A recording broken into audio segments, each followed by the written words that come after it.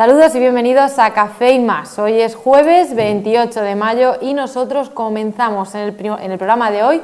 Lo hacemos analizando ese informe de la OCDE que afirma pues que España es el país en el que más jóvenes que ni estudian ni trabajan se encuentra. Comenzaremos con este tema, pero tendremos más asuntos que abordaremos a lo largo del programa y que, como siempre, ya saben que les detallamos con el siguiente vídeo.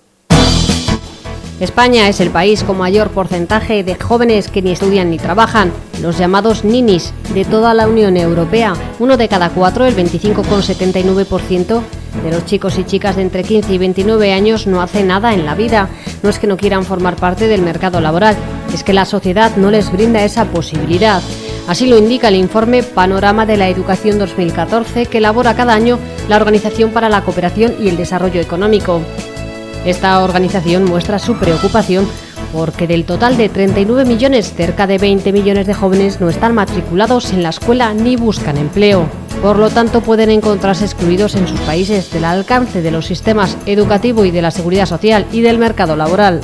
Por otro lado, seguimos analizando los resultados cosechados tras las elecciones municipales y autonómicas, donde la palabra pacto se ha convertido en uno de los principales protagonistas. La cuestión de si debe gobernar la lista más votada es un debate de total vigencia en estos días. Por último, les dejamos con un reportaje de nuestra compañera Nani Remesal sobre los actos, actividades y trascendencia de FENAVIT 2015. Todo esto hoy aquí, en Café y Más.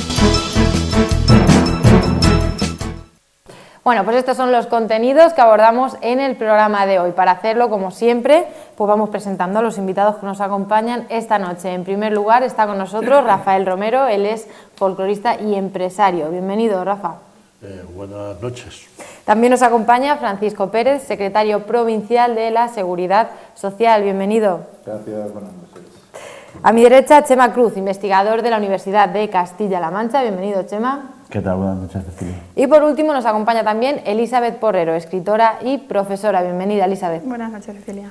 Bueno, pues como decíamos en el comienzo del programa, hablamos de ese porcentaje de jóvenes que ni estudian ni trabajan y que han sido reflejados en ese informe de la OCDE. Así lo indica este informe del Panorama de la Educación 2014 que elabora cada año la Organización para la Cooperación y el Desarrollo Económico. Esta organización muestra su preocupación porque del total de 39 millones, cerca de 20 millones de jóvenes no están matriculados en la escuela ni buscan empleo. Por lo tanto, pueden encontrarse excluidos en sus países de alcance de los sistemas educativos y de seguridad social y también, como no, del mercado laboral. Bueno, pues sin duda un panorama preocupante, cuanto menos, ¿no, Paco? Preocupante y desalentador. Yo creo que es una situación, evidentemente, una de las más y quizá más graves consecuencias de la crisis en la que, por desgracia, nos hemos encontrado durante estos últimos años. Apuntabas antes el número de gente, de jóvenes desempleados, de una forma más concreta, no ya solo desempleados, los famosos ninis, un tema una palabra quizá un poco despectiva, pero bueno, que al final refleja la realidad. Esos jóvenes desempleados que ni estudian ni trabajan y que a título personal no tienen otra realidad, otra sensación que la desesperanza, que, repito, es una realidad a la que nos hemos enfrentado durante estos años y que de ninguna de las maneras hemos combatido. ¿Cuál es la situación real de esta gente? ¿Cuál es la situación real del país en el que estamos? Estos casi 5 millones que tenemos de ninis en España, que significa un 25% aproximadamente de todos los ninis que hay en el ámbito de la OCDE, que es más allá de la Unión Europea. Estamos hablando de la OCDE, una organización de 34 países de los más desarrollados. Un 25% de esos ninis están en España. Yo esos ninis creo que en ellos confluyen dos circunstancias. Primero, lo que es inevitable de concluir es una desgracia personal. Cada uno de esos 5 millones es una desgracia personal. Cuando decimos 5 millones se queda ahí la cosa, es una cifra, una estadística más, pero a nivel personal, a nivel personalizado, son 5 millones de desgracias personales. Y eso es incuestionable, indudable. Pero al mismo tiempo que son 5 millones de desgracias personales, yo entiendo que es desde el punto de vista de sociedad, desde el punto de vista de país, desde el punto de vista de gobierno, ¿cómo decirlo?, una inversión desperdiciada. No nos olvidemos que un colectivo muy importante de esos ninis ha pasado por la escuela, ha pasado por el instituto, ha pasado por la universidad. El país, los ciudadanos, hemos invertido en ellos. Y aparte de la desgracia personal que conlleva el no tener trabajo, el no tener empleo y lo que es más grave, el no tener esperanza de conseguirlo, hemos tirado por la borda mucho dinero, una inversión que no rentabilicemos. No nos olvidemos que la educación, que es una de las patas fuertes de este estado en el que estamos, del estado del bienestar, que tan comúnmente denominamos, una de las patas fuertes es la educación. Y cuando invertimos en educación, invertimos en futuro, invertimos para que esos jóvenes en los que nos gastamos, aunque parezca la palabra un poco soez de lo que estamos hablando, pero nos gastamos el dinero, se supone que tienen que devolver a la sociedad todo ese dinero que hemos invertido. ¿Qué ha pasado en estos últimos años? Pues que de esos 5 millones de jóvenes, por desgracia, hay un contingente importante que la única esperanza que les ha quedado y a la que se han podido aferrar es irse a otro lugar. Los hemos echado literalmente. Evidentemente, se podrían buscar muchas causas. La crisis, la primera, la que he hecho referencia antes, pero hay muchas que son endógenas, propias del país. Yo creo que hemos fallado a nivel general, y no estoy particularizando en ningún partido, ni estoy hablando en el sentido político del tema, pero hemos fallado en la relación universidad-empresa. Seguramente que no hemos sido capaces de formar profesionalmente a toda esa juventud para enlazar, para hacer efectivo ese eslabón universidad-empresa que es indispensable si queremos que esto funcione. Si a eso le unimos datos como el fracaso escolar, que ha sido grande y continuado a lo largo de los años, si a ello unimos la gran decepción que ha supuesto la famosa reforma laboral, en la que la temporalidad de los contratos se ha cebado de una forma expresa y continuada con la juventud. ¿Cuántos jóvenes han estado con un empleo, con un contrato de 4 o 5 días y luego semanas y semanas sin trabajar, con un contrato de 4 o 5 horas a la semana y luego semanas y semanas de trabajar? En definitiva, creo que como país, como sociedad, ni hemos hecho ni estamos haciendo lo suficiente, no ya solo para darle empleo, trabajo, rentabilizar esa inversión que hemos hecho en la educación, sino para algo que es mucho más fundamental que todo eso, darles una esperanza, darles un aliciente, decirles a esa juventud que somos un país, que estamos por y para ellos y que todo eso que tienen se merece y con creces nuestro esfuerzo. Rafael o Chema, ¿dónde creéis que radica este problema? ¿O qué se ha hecho, o qué se está haciendo, o qué se debería hacer para ponerle soluciones? Chema.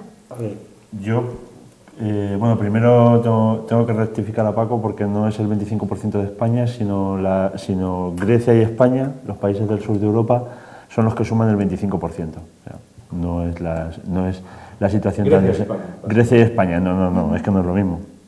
Entonces, hay que decirlo. Bien, yo creo que todos nosotros debemos de mirar alrededor. Esta situación, si miramos en nuestros círculos cercanos, que luego se refleja en los exocírculos, ya un poquito más fuera, y luego ya a nivel general, nos damos cuenta de qué es lo que puede haber fallado.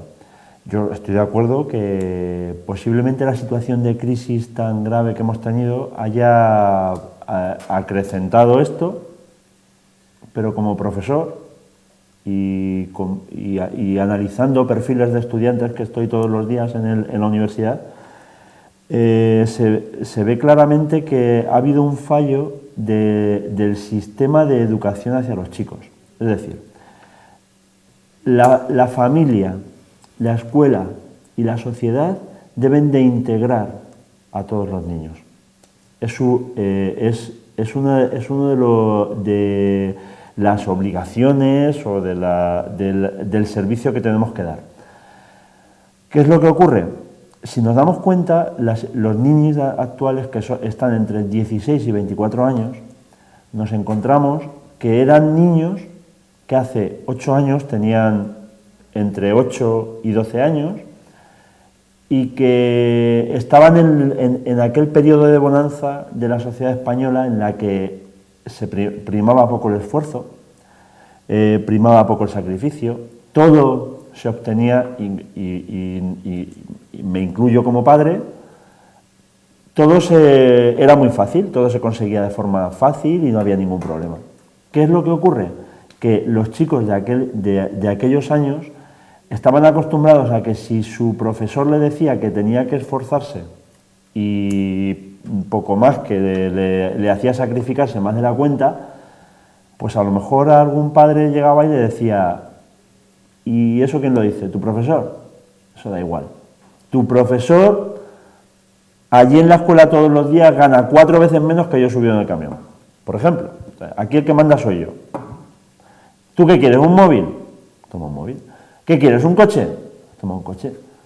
A ver, que en la sociedad hay que educar a los niños desde que salen de la cuna hasta que se integran a la sociedad, al mercado laboral, a los estudios, al trabajo, y hay que ir explicándoles todas esas cosas y el por qué se hacen. Entonces, no creo que sea solamente un fallo a nivel político, ni a nivel de la escuela, ni tal, sino un compendio de cosas que ha dado que ahora tengamos esta jornada de chicos que van a salir y se encuentran como se encuentran y que ya no están en la edad de estudiar. Y lo digo porque en mis círculos cercanos los hay. Y he visto cuál ha sido la evolución y cómo se ha generado esa situación. No muchos, o sea, 4 o 5 chicos y todos están cortados por el mismo rasero, todos. El problema ha sido que han tenido cosas sin esfuerzo y sin sacrificio. O sea, que de alguna forma un error del pasado justificaría el presente, o sea, que no es un problema de ahora, sino de una... Es que lo de los niños de ahora que tienen 16, 24 años no vienen de ahora. O sea, no se han formado adecuadamente, no se han esforzado a la hora de estudiar, no se han preocupado o no le han dado la importancia que tenía al prepararse, al formarse cuando podían y cuando debían, y ahora se encuentran con que se tienen que incorporar al mercado laboral, con que tienen que tener seguridad social, con que tienen que trabajar y no tienen la formación adecuada. Vale. Elizabeth, ¿tú compartes eso también? Yo comparto cosas con ambos compañeros. Con Paco, por supuesto, que la crisis ha influido en esta carencia de trabajo, eso por supuesto. Y con Chema coincido totalmente, y varias veces hemos coincidido los dos en este tema, que la educación no es responsabilidad solo de la escuela, sino de la familia y de la sociedad en general. La televisión está siendo nefasta para el ejemplo de esfuerzo, de búsqueda de trabajo, etcétera, porque los críos ven que pues uno se va a un programa y gana no sé cuánto al mes, otro pincha discos y tal, y lo que se transmite pues desde la televisión y desde ámbitos varios de la sociedad, pues es eso, que no hay que esforzarse. En eso sí coincido con Chema. La cultura del esfuerzo, pues hace tiempo que está un poco en decadencia. Hay gente, yo lo veo en clase también, afortunadamente hay gente muy buena, eso siempre hay que decirlo, pero hay chicos que no valoran la oportunidad que tienen de ir a clase, de formarse, que efectivamente ves que le queda hasta el recreo, pero tienen el móvil de última generación, que tienen las zapatillas de marca de tal. Claro, gente de ese estilo no valora lo que tiene, ni piensa que se debe esforzar. Luego, vamos a ver, o sea, estamos de acuerdo que no hay trabajo, la reforma laboral ha perjudicado, por supuesto, contratos, hace mucho tiempo que hay contratos precarios en este país, pero también hay gente, no digo que sea toda la que está en paro, por supuesto que no, pero yo creo que también hay gente que piensa que el trabajo viene a casa. O sea, que tú echas 2 currículum de vez en cuando y ya me llamarán. Y yo creo, vamos, todos, no sé si vosotros habéis estado en paro, yo estuve unos meses en paro y tal, y yo buscaba trabajo de lo que fuera, de auxiliar administrativo, de cosas que no tuvieran nada que ver conmigo, tal. Quiero decir, también buscar trabajo es un gran trabajo. Y hay que tener la conciencia pues, de que hay que insistir, de que hay que repartir currículum.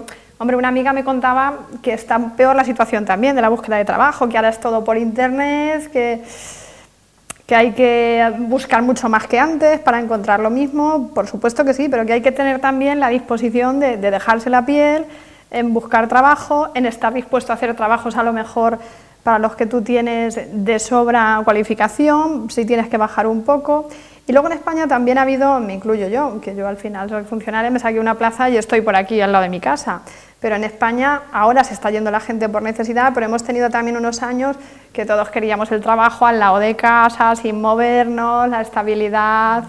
Sí, claro, normal, pero que hay veces que, pues eso, que hay que moverse, que hay que esforzarse en buscar trabajo y esforzarse mucho, no esperar, porque a mí yo veo jóvenes que me da la sensación de que se han aprendido ya esto de que no hay trabajo, y no veo que se maten en hacer cursos, no veo que intente buscar cursos gratis, no, veo que están simplemente con el no hay trabajo, y bueno, pues como no hay trabajo, está claro que no hay trabajo, pero si no te sigues formando más, si no vas a encontrar, ojalá, claro, pues intentar buscar cursos más baratos, yo que sé, intentar trabajar aunque sea de camarero para pagarte algo, no sé, yo creo que hay que dejarse también la piel buscando trabajo, que ojalá tuviéramos esa situación ideal de que para lo que te has formado pudieras trabajar, pero si no es así habrá que enfocarlo de otra manera. Y luego yo creo que en España también nos hemos pasado a lo mejor de titulados universitarios.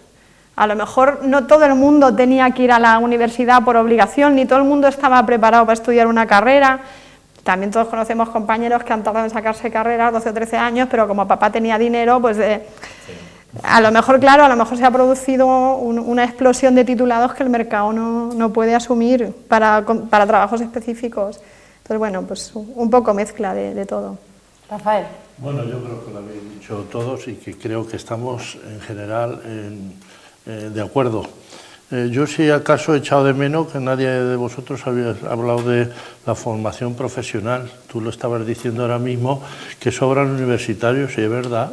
¿Y por qué no intentamos dentro, claro que es muy difícil en educación y con los cambios políticos, que no es el momento ahora de hablar de esta situación, pero que sabemos que no se ponen de acuerdo ningún partido para que haya una estabilidad de muchos años para regular, por ejemplo, esto de la universidad, pues regularlo, porque está visto que los que van a formación profesional y tienen una educación amplia dentro de este sector encuentran trabajo, pero no solamente en España, sino fuera de España.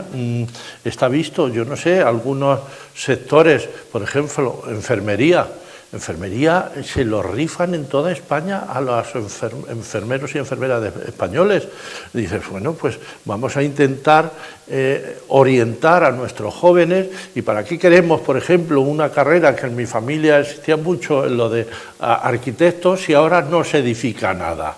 Y los arquitectos siguen saliendo los mismos que antes y no tienen trabajo ninguno. Pues vamos a frenar un poco las carreras que no tienen salida. Y por otro lado también, lo habéis dicho todos, es que hay muchos jóvenes que no tienen ganas de trabajar, pero sí de claro, porque se lo tienen dado todos sus padres. Pues bueno, pues a lo mejor es culpa de los padres que no lo frenan.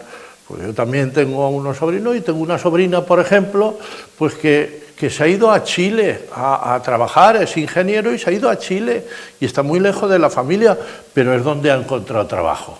Y hay muchos que no, que lo que decís, que como tienen la vida resuelta, pues aguantan estar en la casa paterna hasta los 35 años, que es una barbaridad, que es que hay que salir como sea. Y si es preciso, en nuestros tiempos, pues nos íbamos a vendimiar en septiembre porque no teníamos esos alicientes de nuestras familias, y a lo mejor eran familias que no podían. Yo tenía un amigo que quería vendimiar y no le dieron tampoco la oportunidad ahora, porque ya sobraba gente. Es que ahora está la situación también. Bueno, pues vienen muchos de fuera, pues a lo mejor hay que regular también eso. Es que también decimos que abrir las puertas, bueno, pues vamos a abrir las puertas, pero el abrir las puertas equivale a que algunos de aquí pues no van a tener trabajo. Eso es una lógica, pero eso nadie se atreve a decirlo. Eso es pecado mortal, decir que tenemos que cerrar las puertas. Pues yo, sin ninguna forma con todo el corazón lo digo, primero los nuestros, así de claro. Sé que esto puede levantar ampollas, primero los nuestros. Bueno, ya lo sé, habéis puesto gestos, pues dar otras soluciones. Primero los nuestros y después los de fuera. Así de claro lo digo, y bueno, ya está, y que me echen palos ahora a todo el mundo. Bueno, pues yo no soy de ningún partido ni defiendo a nadie. Primero los nuestros. Bueno, antes de echar palos, como digo, un poco bromeando con lo que ha dicho Rafael, vamos a hacer un pequeño paréntesis publicitario, unos minutos, y enseguida volvemos con este y otros temas. No se vayan.